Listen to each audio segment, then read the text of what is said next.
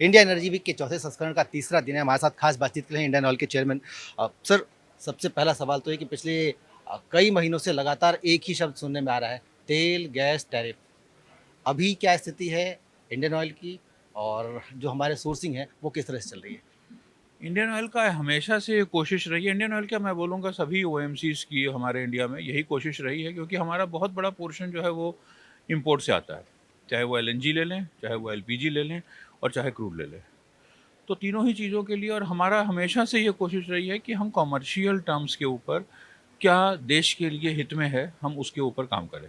अभी भी हम वही कर रहे हैं, और हमारी जो एनर्जी सिक्योरिटी का जो प्रश्न है, उसके लिए ये सबसे ज़्यादा इम्पोर्टेंट है कि हम एक सोर्स पे ना ज़्यादा अपने आप को आधारित करें। इसलिए हम अपने आप को सोर्सेज को चेंज करते रहें, डाइवर्सिफ़ाई करते रहें ज़्यादा। तो पिछले 4 से 5 साल में मैं बोल सकता हूँ कि हम लोग पहले 27 ज्योग्राफ़ीज़ से इम्पोर्ट करते थे, ये चीज़ें तीनों ही जो मैंने बोली हैं, और अब हम 41 ज्योग्राफ़ी से कर रहे हैं। तो ये एक हमारा एफ़र्ट है टुवर्ड्स एनर्जी सिक्योरिटी इम्प्रूव करने के लिए।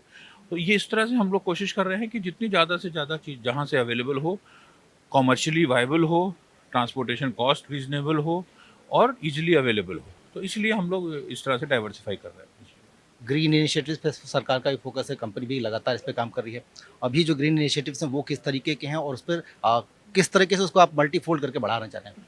देखिए, 2, 3, 4 चीज़ें इसके अंदर मैं बोलूँगा। सबसे पहला है कि रिन्यूएबल एनर्जी के ऊपर। रिन्यूएबल एनर्जी में हमारा फ़ोकस जो है वो काफ़ी स्ट्रॉन्ग फ़ोकस है as Indian oil and as India also, दोनों चीज़ें। और अभी जैसा नॉन फॉसिल फ्यूल्स के हिसाब से हमको 50% ऑफ द एनर्जी सोर्सेज़ आने थे, जो कि प्रधानमंत्री जी ने भी कमिटमेंट दिया हुआ था, वो हम लोगों ने मीट किया है एज़ अ कंट्री, मैं बोल रहा हूँ सभी ने। तो उसमें हमारा भी जो भागीदारी होगी वो हम लोग उसको देने के लिए तत्पर हैं, हम लोग काम करते रहेंगे। That is one. दूसरा है सस्टेनेबल एविएशन फ्यूल के ऊपर हम काम कर रहे हैं। आज इंडियन ऑयल एक ही कंपनी है पूरे इंडिया में जो कि सस्टेनेबल एविएशन फ्यूल बनाने के लिए लाइसेंस्ड है और डिस्ट्रीब्यूट करने के लिए भी लाइसेंस्ड है।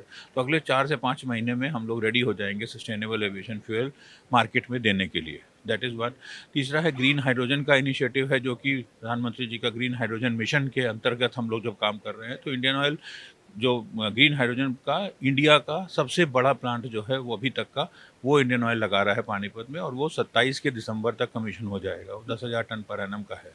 ये हो गया। प्लस उसके बाद में कंप्रेस्ड बायोगैस के ऊपर भी सरकार का और हमारा दोनों का ही हमेशा से ध्यान बहुत ज़्यादा रहा है, और अब हम उसके ऊपर दोबारा से अपने आप को रीडेडिकेट करने की कोशिश कर रहे हैं, सो दैट कि हम पूरे इकोसिस्टम को अच्छे से डेवलप कर सकें।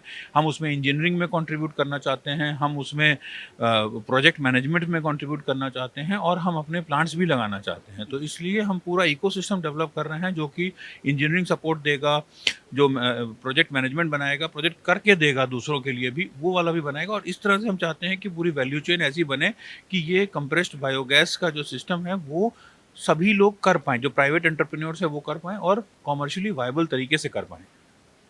अब सर, जिस तरीके से हम देख रहे हैं कि आप इतने सारी चीज़ों को लेके जा रहे हैं ग्रीन इनिशिएटिव में, इस पे टोटल खर्चा कितना है, कितना कम कर रहे हैं, और किस तरीके से वो आगे बढ़ेगा अगले 5 साल में देखें तो?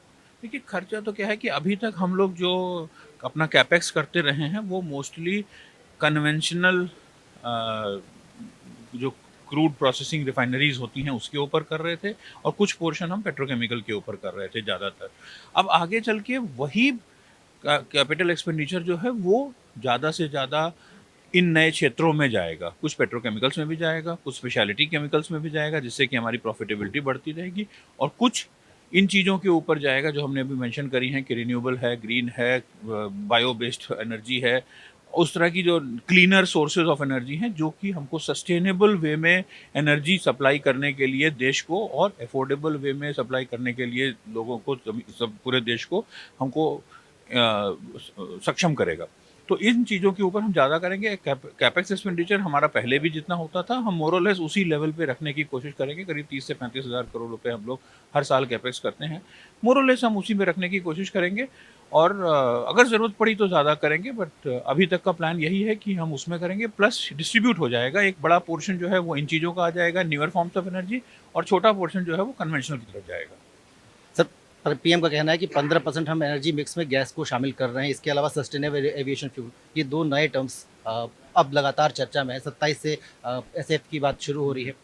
एसएएफ को लेकर जो प्रोग्रामिंग है, या जो प्रोजेक्ट है वो किस तरीके से है, वो कैसे आगे बढ़ेगा, क्योंकि 1% फिर 3% फिर 5% ऐसे बढ़ना है उसको। मैंने बताया आपको कि अगले 6 महीने के अंदर में मैं मार्केट में हम लोग एसएएफ का जो इंडियन ऑयल का ऑफरिंग है वो हम लेके आ जाएंगे, और वो पूरे इंडिया के 1% के जो रिक्वायरमेंट है 27 के लिए, उसको मीट करने के लिए हम 26 में ही रेडी हो जाएंगे। 26 के अगले 4-5 महीने में हम रेडी हो जाएंगे। नेक्स्ट वाला जो 28 में फिर 2% करना है और फिर 30 में 5% तक करना है, उसके लिए हमारे प्रोजेक्ट्स जो हैं वो ऑलरेडी ड्राइंग बोर्ड पे हैं। हम लोग उसके ऊपर डिटेल में काम कर रहे हैं, और जैसे ही आगे हम लोग उसको अप्रूवल देंगे तो फिर हम आपसे शेयर करेंगे। गैस का तैयारी। गैस की तैयारी तो एज़ पर कंजम्पशन है। आगे चल के 27-28 के आसपास लग रहा है ऐसा कि वर्ल्ड में एलएनजी की अवेलेबिलिटी जो है वो काफ़ी ज़्यादा हो जाएगी, प्राइसेस कम आएंगी, नीचे आने का एक्सपेक्टेशन है, सारी दुनिया ये मान रही है। तो अगर ऐसा होता है तो हम लोग रेडी हैं।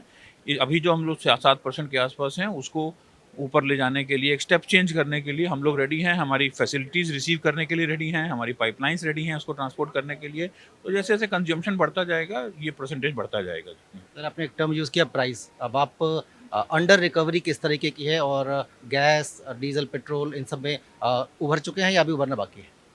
नहीं, हमारी और किसी चीज़ में नहीं होती है। हम लोग एलपीजी के ऊपर हमारा होता है, बट अभी जो अक्टूबर नवंबर 25 में हमें एक कॉम्पनसेशन मिला था, पैकेज जो 30,000 करोड़ का पूरी इंडस्ट्री के लिए मिला था, वो मंथली वे में हम लोग को मिलता जा रहा है। तो अभी अगले एटलीस्ट अक्टूबर 26 तक हमारी विजिबिलिटी है क्लियर कि कैसा काम चलने वाला है। उसके आगे का फिर प्लान करेंगे, उसके आगे कैसे करना है। तो आखिरी सवाल, क्योंकि आपको अंडर रिकवरी अब है नहीं है, आपको सरकार से कंपनसेशन भी मिल गया, पास ऑन होगा कुछ कस्टमर को, क्योंकि क्रूड तो एक लेवल में ही है। नहीं, क्रूड एक चीज़ नहीं होती है ना, हमें ये समझने की ज़रूरत है कि खाली क्रूड से डायरेक्टली पंप का प्राइस नहीं होता है, और भी इसमें कई सारे फैक्टर्स होते हैं। आज की डेट में ट्रांसपोर्टेशन की कॉस्ट आप देख रहे हैं बहुत बढ़ गई है, जो वीएलसीसी जो वेसल्स जो बढ़ रहे हैं उनकी कॉस्ट बढ़ गई है। प्लस ज़्यादा डिपेंड करता है कि क्रैक कितने मिल रहे हैं। अगर मैं 100 रुपये का क्रूड खरीद रहा हूँ और उसको मैं कितने में मेरे को प्रोडक्ट बिक रहे हैं इंटरनेशनल मार्केट में, उसी से ये सब डराइव होता है। तो अगर वो डेल्टा अगर मेरा पॉजिटिव है तो मेरे को फ़ायदा होता है, अगर डेल्टा पॉजिटिव नहीं है तो मेरे को फ़ायदा नहीं है। तो डेल्टा इज़, एंड प्लस फिर ये जो आपने इतनी सारी बातें करी कि रिन्यूएबल्स में इन्वेस्ट करना है, गैस में इन्वेस्ट करना है, एसएएफ में इन्वेस्ट करना है, ग्रीन हाइड्रोजन में इन्वेस्ट करना है, तो इसके लिए भी पैसे लगते हैं। तो ये सारी चीज़ें एक मैट्रिक्स में आती हैं, वो मैट्रिक्स में करके हम लोग डिसाइड करेंगे कैसे आगे बढ़ना है। बहुत बहुत धन्यवाद सर, हमसे बात करें, शुभकामनाएं।